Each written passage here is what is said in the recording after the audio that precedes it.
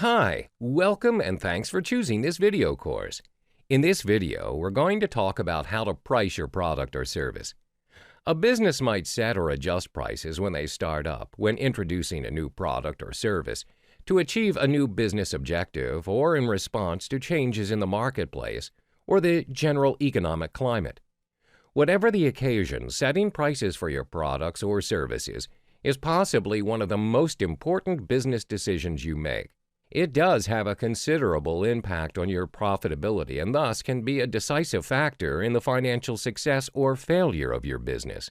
Determining a pricing strategy should not be carried out in isolation but in relation to your evolving business strategy. You need to be clear about what your pricing objectives are, how they relate to your general business objectives, and how they tie in with your marketing and sales plans. There are many different approaches to pricing, but the two most common are cost-plus pricing, value-based pricing. In this section, I'm going to talk about the cost-plus pricing. This takes the most cost of producing your product or service and adds an amount that you need to make as a profit. This is usually expressed as a percentage of the cost. It is generally more suitable to businesses that deal with large volumes or which operate in markets dominated by competition on price. It is important to be aware of the effect any price change will have on variable costs and factor this into your calculations. Care must also be taken not to overlook hidden costs and inadvertently overestimate potential profit per sale. This approach also disregards potentially important factors such as business or brand reputation, market positioning, and the value of the product or service to the customer or client. Indeed, setting prices based just on cost can result in selling a product or service at less than the customer or client is willing to pay, thereby failing to maximize potential revenue.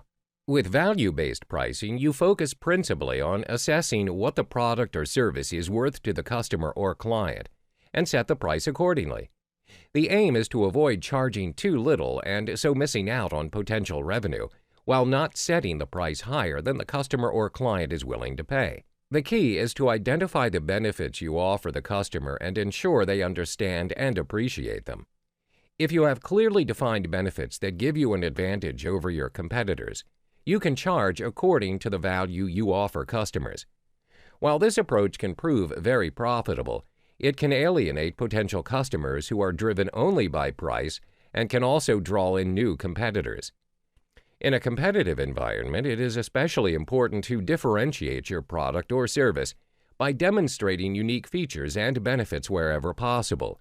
The more you can enhance the exclusivity of your product or service or demonstrate genuine added value that your competitors do not offer, the more you will stand out in the marketplace and the easier it will be for you to command higher prices. Understanding your competition will take some research. You need to understand what you are selling, the types of companies you compete with, the amount and types of substitutes, and how companies operate in your industry. Use the following questions to learn more about your competition. How many competitors operate in my market? Are my competitors larger or smaller than me? Are my competitors close by or far away? Does my industry have barriers to entry such as legislation, extremely expensive or specialized capital equipment, or unique ingredients? Is it difficult for new competitors to enter the industry? What types and numbers of products do my competitors sell? What pricing method or methods do my competitors use? It may even be worthwhile to compare a head-to-head comparison of the price of your product or products to your competitor's product or products. The key here is to compare net prices, not just the list or published price.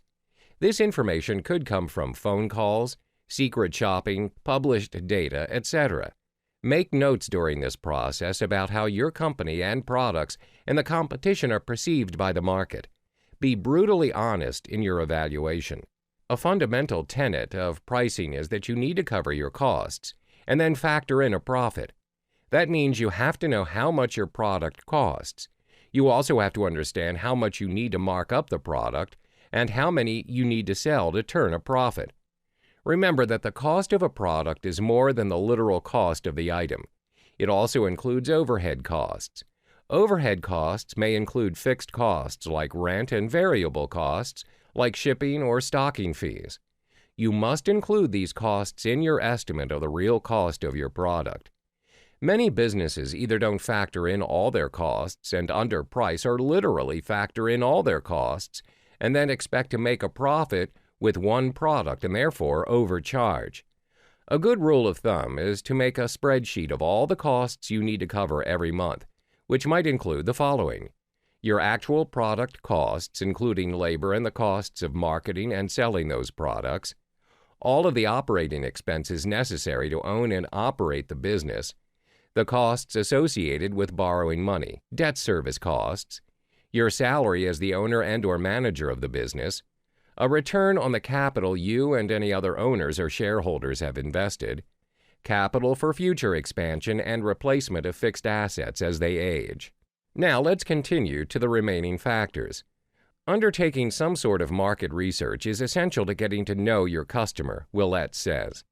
This type of research can range from informal surveys of your existing customer base that you send out in emails, along with promotions, to the more extensive and potentially expensive research projects undertaken by third-party consulting firms.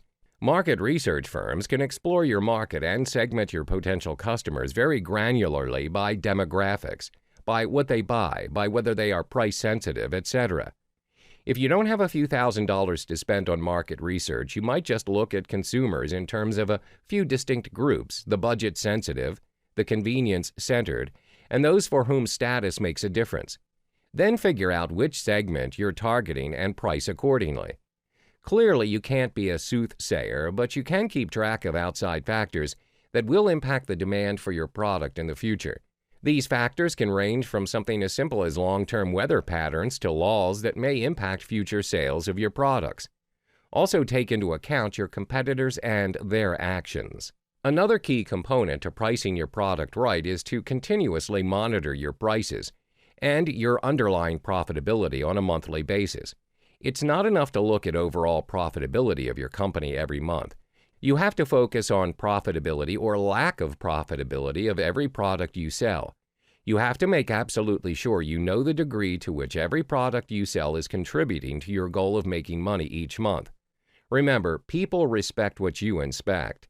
Here are some other practices to help you price right. Listen to your customers. Try to do this on a regular basis by getting feedback from customers about your pricing. Let them know you care about what they think. Keep an eye on your competitors.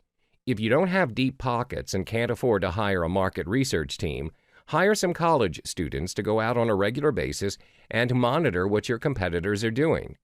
Have a budget action plan in place. Try to have a plan for your pricing that extends out 3 to 6 months in the future. You owe it to yourself and to your business to be relentless in managing your product pricing. Remember, how you set the price of the products could be the difference between the success and failure of your business.